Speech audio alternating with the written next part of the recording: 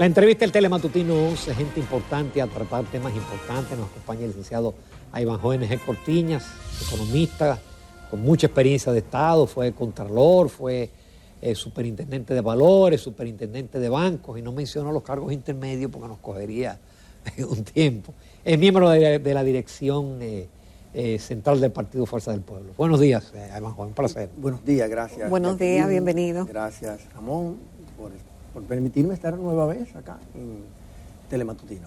Exactamente. Y se mantiene muy activo con unos artículos, lógicamente del área económica. No voy a decir el periódico, pero es un digital muy bueno. Ahí vamos a ver, la noticia más fresca que tenemos es este informe preliminar, porque hay que esperar que salga el informe de la misión, donde siempre hay que saber leer entre líneas, porque a veces, principalmente en el área fiscal, antes ellos hacían algunos señalamientos, pero ellos dan como muy positiva la situación de la economía, aunque señalan, claro, los retos internacionales. Bueno, mira, lo preliminar que ha salido, incluso oficial, porque fue una nota que divulgó el Banco Central, yo lo tipificaría la apreciación que tiene el Fondo Monetario Internacional como imprecisa. ¿En qué sentido? Bueno, porque ellos dicen que la economía del año 2021 creció respecto al año 2019 un 5%, y eso no es cierto. Creció en 4.7% de conformidad a como lo dice el mismo Banco Central en la misma nota. Pero no solamente porque lo dice la misma nota, sino también porque usted va al índice mensual de la actividad económica y lo calcula y puede dar testimonio a través del cálculo, verificar de que ciertamente la economía creció en 4.7% comparando el 2021 con respecto al 2019. Por lo tanto, ese es un dato impreciso, ¿no? Porque no es lo mismo 5% que 4.7%. Y también es impreciso porque habla de la recuperación del turismo.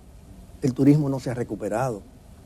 El turismo lo que ha pasado con este sector es que ha iniciado un proceso de recuperación que pudiéramos decir que es un proceso que va por buen camino. Porque si usted compara los ingresos de turistas en el primer trimestre del año 2022 con respecto al primer trimestre del año 2019, que es el año de la normalidad, todavía estamos por debajo en casi más de 100,000 visitantes en la República Dominicana. Pero también si usted compara estos mismos años, el 2021 con el 2019, en torno a lo que es la tasa de ocupación, en el 2019 la tasa de ocupación en el sector turismo fue sobre el 70%, y en el año 2021 fue sobre el 50%. Pero en términos de generación de ingresos de divisas en la República Dominicana, para el 2019 superó los 7,000 millones de dólares y para el año 2021 superó los 4,000 millones de dólares. Y por el lado de los ingresos fiscales, casi alcanzó en el 2019 11,000 millones de pesos y en el año 2021 apenas rondó los 8,000 millones de pesos. Y en cuanto a aporte al Producto Interno Bruto, en el 2019 el turismo aportó o contribuyó en más de un 7%. En cambio, en el 2021 fue apenas algo más de un 5%. Entonces, como puede ver, Jacqueline, esos datos lo que evidencia es que se ha iniciado un proceso de recuperación.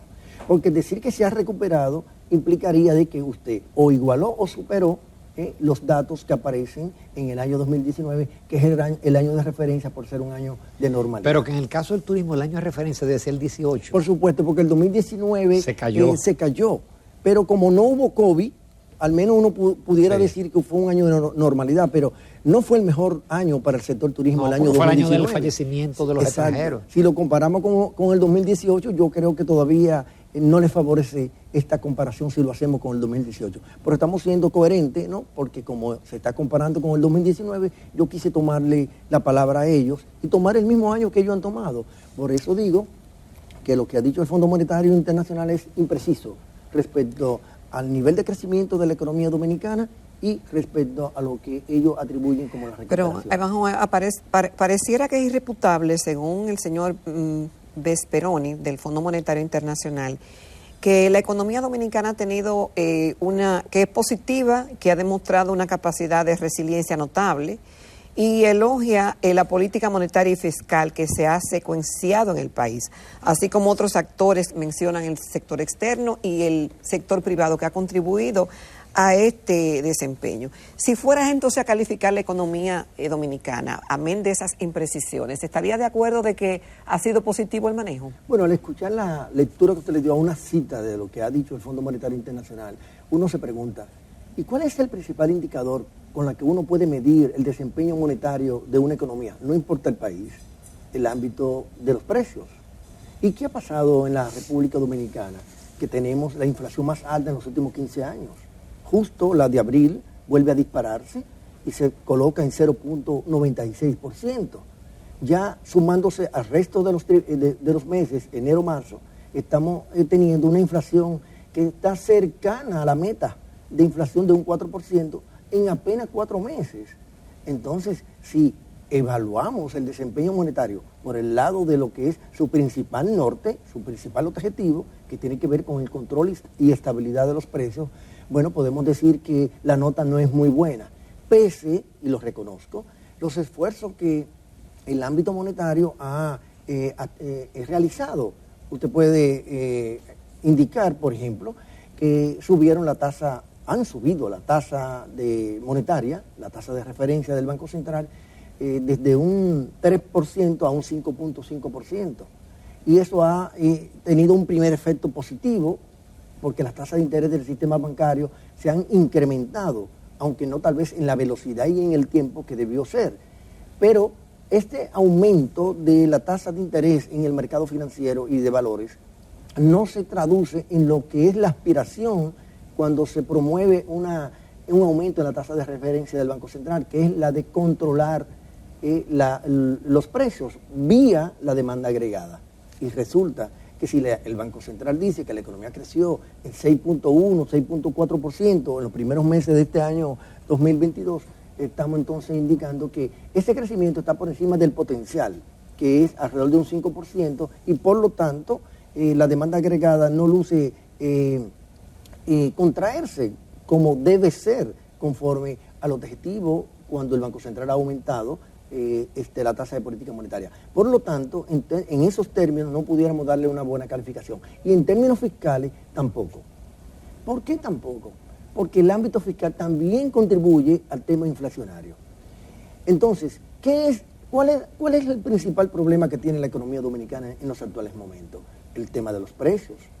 Sin embargo, parece que las autoridades no se ponen de acuerdo y hay una desavenencia entre lo que es la dominancia fiscal y la dominancia monetaria.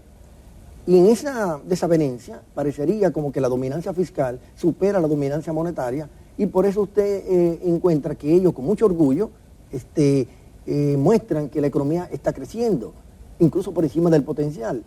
Entonces, ¿cuál es el objetivo que tienen las autoridades? ¿Disminuir y estabilizar la inflación o hacer crecer la economía? En la actual coyuntura, ni en el mundo ni aquí, esos dos objetivos no se pueden lograr simultáneamente, al mismo tiempo. Es decir, no podemos alcanzar una alta tasa de crecimiento de la economía. No, pero pareciera que nadie lo ha alcanzado. Baja. ¿Y cómo? Si tenemos una inflación de casi por eso, interanual, casi un 10%. Entonces no está de acuerdo con lo del fondo, con el informe del fondo. Entonces, impreciso. Es impreciso. Entonces, ¿cuáles cosas como economista entiendes que no se ha hecho correctamente en la gestión del gobierno, términos de la economía? El rezago que hay en el gasto de capital. Al 5 de mayo del 2022, que es la última estadística que tiene publicado la Dirección General de Presupuesto, indica que solamente ha ejecutado el 8%, cuando debería haber ejecutado el 14% del gasto total. Entonces, por eso es que nosotros desde la Fuerza del Pueblo hemos dicho que el gobierno no está atendiendo los problemas básicos del país. ¿Y cuáles son los problemas básicos? La inflación, hacer que los apagones no vuelvan de nuevo, como está ocurriendo en grandes sectores de la geografía nacional o localidades de la geografía nacional, y también que el gasto tenga una calidad, y una forma de medir la calidad del gasto es cumpliendo con lo que dice la ley que ellos mismos se dieron. Y la ley que ellos mismos se dieron, que la ley de presupuesto anual, dice que alrededor de un 14% del gasto total debe destinarse a gasto de capital. Y en más de los primeros 4 meses del año, igual pasó también el año pasado, apenas ha ejecutado alrededor de un 8%. Entonces, no podemos, en una evaluación, digamos, ¿Es un problema de gerencia o quizás el gobierno quiere mantener a raya el déficit fiscal? Yo creo que es un problema de gerencia, porque si hablamos de déficit fiscal, resulta que en los primeros 4 meses y medio de este año 2022 hay un déficit que supera los 10.000 millones de pesos. Entonces, uno dice, bueno, ese es el déficit que está estipulado en el presupuesto de la nación. Pero ¿qué resulta? Está estipulado, pero se había considerado que la inflación iba a ser en torno al 4%. Entonces, si tenemos una inflación que duplica la meta en puntos porcentuales, entonces debe haber sacrificio no solamente en el ámbito monetario, sino en el ámbito fiscal. Y un sacrificio del ámbito fiscal debe ser ejecutar un presupuesto equilibrado y no un presupuesto deficitario como el que está registrando actualmente, que ronda alrededor de los 10.000 millones de pesos este déficit. Es por eso que digo que en materia fiscal parecería que la dominancia fiscal a veces le tumba el pulso a la dominancia monetaria, y usted ve que el ámbito monetario toma decisiones hasta tardías, ¿no? Un tanto porque el ámbito fiscal no le permite o no le deja actuar de conformidad con la autonomía que tiene constitucionalmente hablando el Banco Central y que debe cuidar, ¿no?, la estabilidad de los precios. Y ellos han estado desplegando esfuerzos, y una de esas acciones, como ya dije ahorita, tiene que ver con el aumento de la tasa de política monetaria, que ha tenido también como beneficio que el margen de intermediación para este año 2022 se ha reducido respecto a como estaba a diciembre y noviembre del año 2021. Y eso es favorable para los ahorrantes, porque la tasa de pasiva ha aumentado más que ahora para este año 2022, y lo ha situado en la brecha, en el spread del margen de intermediación entre la tasa pasiva y activa, en alrededor de un 5%, y eso hace que la gente decida mantener más sus ahorros en los bancos, y es una forma hasta cierto punto de desmotivar el consumo, que es lo que se procura en una política monetaria de tipo restrictiva, como la que está llamado a ejecutar las autoridades. Además, tú escribiste sobre el tema del aumento de los tipos de interés por parte de la Reserva Federal. La mayoría de la gente, el ciudadano común, escucha eso. Bueno, la Reserva Federal subió X puntos, pero no tiene idea del impacto que eso tiene sobre países como la República Dominicana. Definitivamente que lo tiene. Las economías emergentes como la nuestra, que necesita de ahorros complementarios como es el ahorro externo, vía el endeudamiento, ya sea por bonos, ya sea con financiamiento de los organismos multilaterales. ¿Qué va a pasar? Que los nuevos préstamos, los nuevos financiamientos, se van a tener que pagar con tasa de interés o contraer con tasa de interés más alta. Y los préstamos que ya están vigentes, pero que tienen tasa variable, también van a aumentar. Por lo tanto, entonces el servicio de la deuda, el costo del servicio de la deuda para la economía dominicana será más alto a partir del aumento de la tasa de interés de la Reserva Federal. Pero también tiene otras consecuencias. Para el caso de la economía norteamericana, eso podría provocar una menor actividad económica, probablemente hasta un periodo de recesión, como algunos pronostican, de analistas internacionales, especialmente economistas de mucha connotación. Y si eso llega a producirse, ¿qué va a pasar? Bueno, que los dominicanos que envían remesas a la República Dominicana, pues obviamente no podrán seguir enviando los montos de remesas que envió en el año 2021.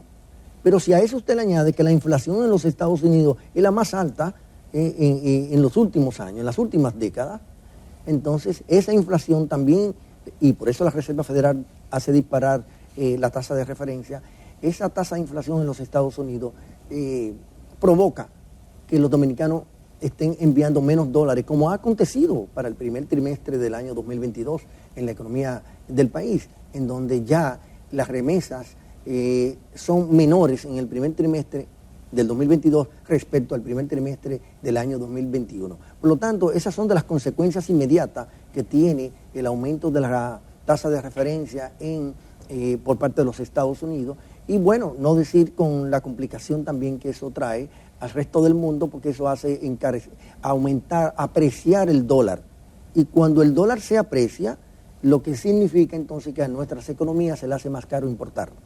Porque la demanda del dólar para nosotros, los productos se encarecen y por esa vía el sacrificio en materia de divisas para la economía del país es más oneroso. Vamos a hacer una breve pausa, Iván Joe, con tu permiso de los amables televidentes. Volvemos en unos minutos. Tenemos todavía muchos temas de interés, principalmente en el ámbito económico, con el licenciado Iván Joe NG Cortiñas. Bueno, continuamos esta mañana en Telematutino 11 conversando con el licenciado Iván Joe NG Cortiñas, quien es economista y también es miembro de la dirección central del partido Fuerza del Pueblo. Dos cosas, Iván Joe. Recordé, antes de ir a la pausa, que la Organización Mundial del Turismo reconoció a la República Dominicana por su comportamiento ejemplar del turismo. Número 1 en recuperación mundial. Dice, destaca condiciones para invertir en la República Dominicana. Número 1 en recuperación.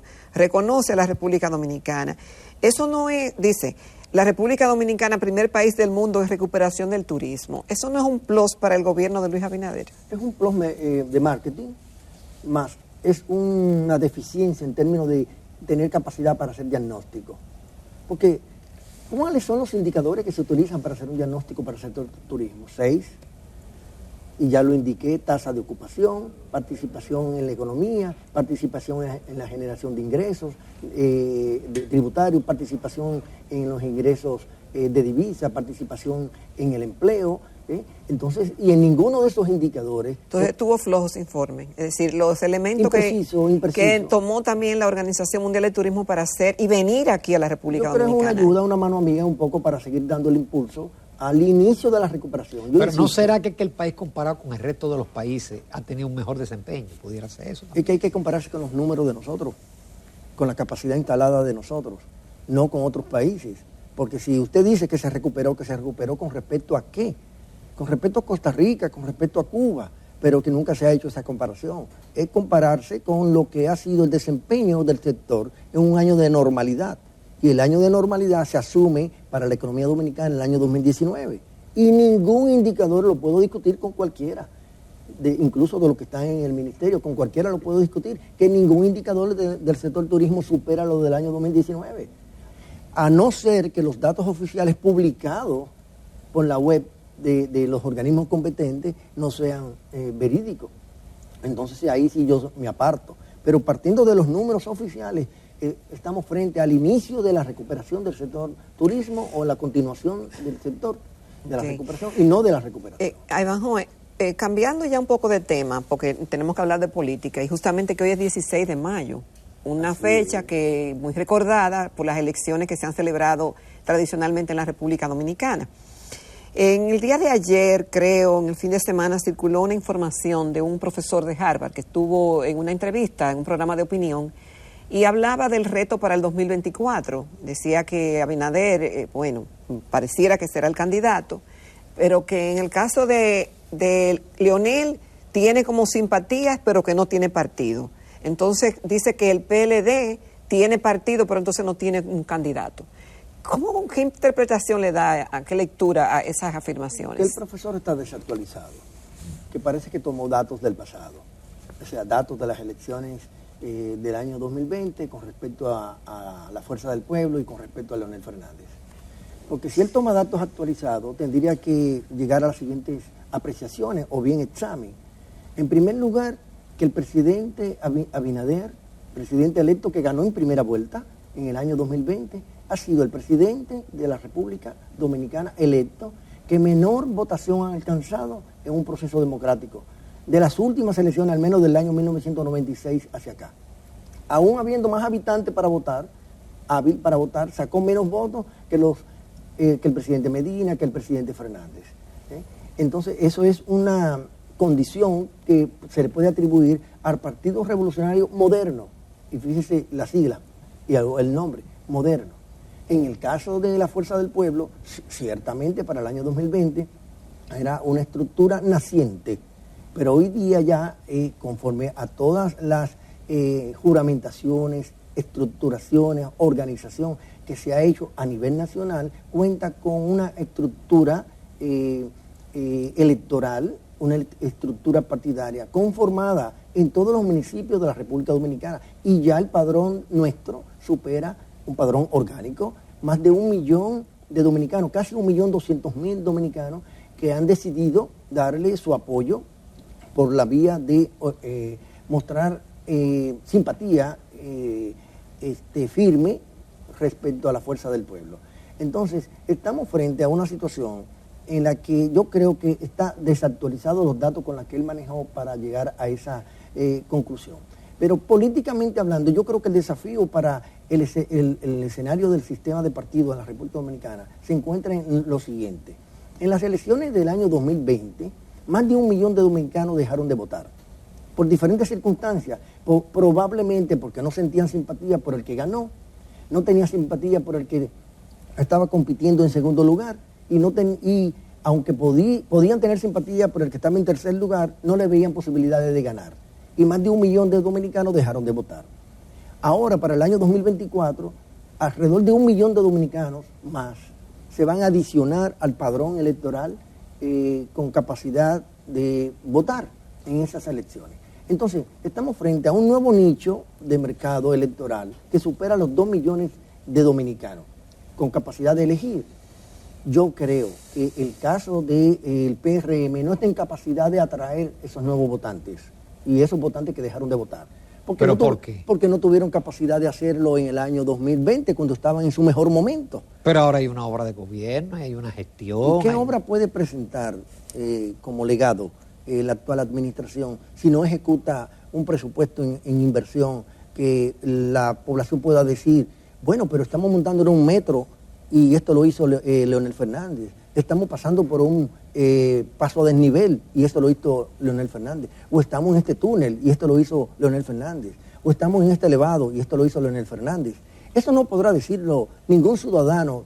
Ahora no lo puede decir y tampoco para el año 2024. Son 2 años versus 12 años. Bueno, pero que ellos comprometieron un cambio y el cambio no se ve, no se aprecia. No tenemos la inflación más alta de los últimos 15 años.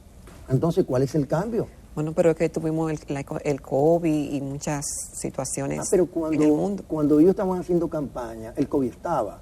Y ellos lo que prometieron, lo prometieron con conocimiento de causa. Es decir, sabiendo de que había una pandemia en el mundo y en la República Dominicana. Entonces, si lo hicieron y no están cumpliendo, y lo hicieron sabiendo que no lo podían cumplir, es demagogia. Entonces, yo no quiero utilizar esa palabra porque es muy fuerte, pero yo prefiero indicar de que no hay gerencia. Ustedes que son comunicadores han podido apreciar, leer, cuántas decisiones el gobierno no ha tenido que echar para atrás, hasta decretos, disposiciones, nombramientos. ¿Y por qué se producen esas cosas? Porque no hay una sinergia en el gobierno y no se prepararon para gobernar. Entonces esa improvisación se refleja en el manejo de la economía, especialmente en el tema de los precios. Por eso es que es muy difícil que ellos puedan cautivar esos más de 2 millones de nuevos votantes, nuevos y los que dejaron de votar para el año 2024. Y esa, digamos... ¿Y una oposición dividida puede cautivar esos 2 millones y pico? Bueno, es que quien está ahora mismo absorbiendo, atrayendo como un imán a esa población de más de 2 millones de nuevos votantes o de votantes que dejaron de votar es Leonel Fernández y la Fuerza del Pueblo. Y lo demuestra en las juramentaciones que está haciendo, ya no una vez a la semana, ya 3 y 4 veces a la semana.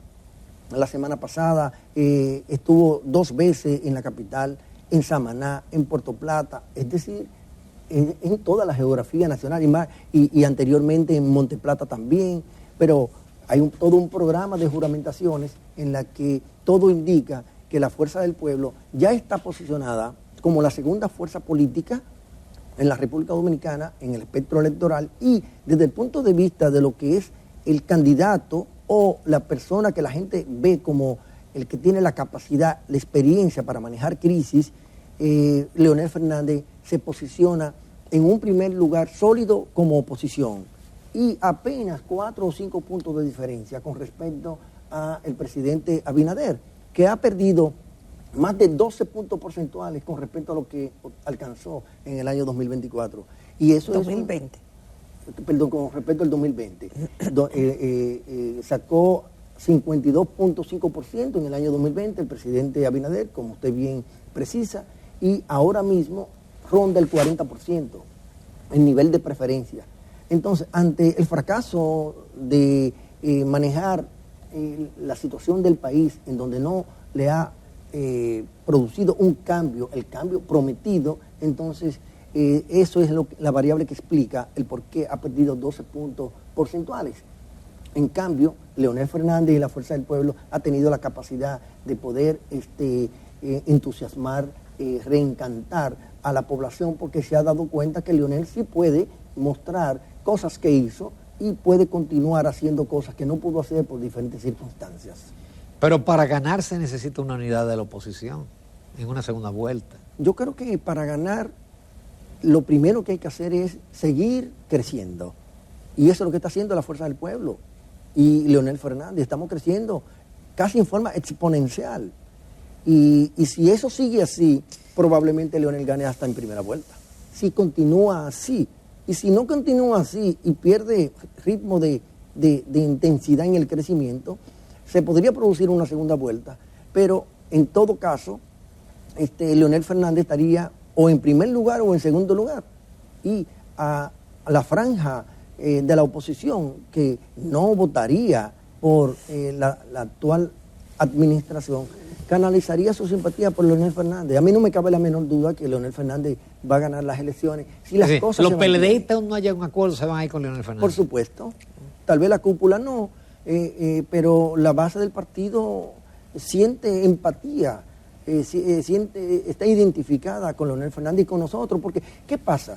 Cuando en un partido se produce una división como en el PLD, los que se quedan y se produce una situación como la que estamos analizando, ¿qué hace el PLDista de la base? Bueno, aquí ¿conozco a alguien en el PRM? No. ¿Conozco a alguien en la Fuerza del Pueblo? Sí. Ah, bueno, pues voy a votar por la Fuerza del Pueblo, porque por ahí puedo canalizar mis aspiraciones y solucionar parte de los problemas o de la comunidad, o los problemas míos o de la familia. Y entonces yo creo que nosotros somos el canal. Iván Joven, muchísimas gracias. Dio tiempo a tratar temas políticos, porque yo cuando hago entrevistas con Iván Joven, a él no nos da tiempo. Caramba. Tratar temas políticos. Nos vamos a comerciales, amables televidentes, retornamos con la recta final del Telematutino 11.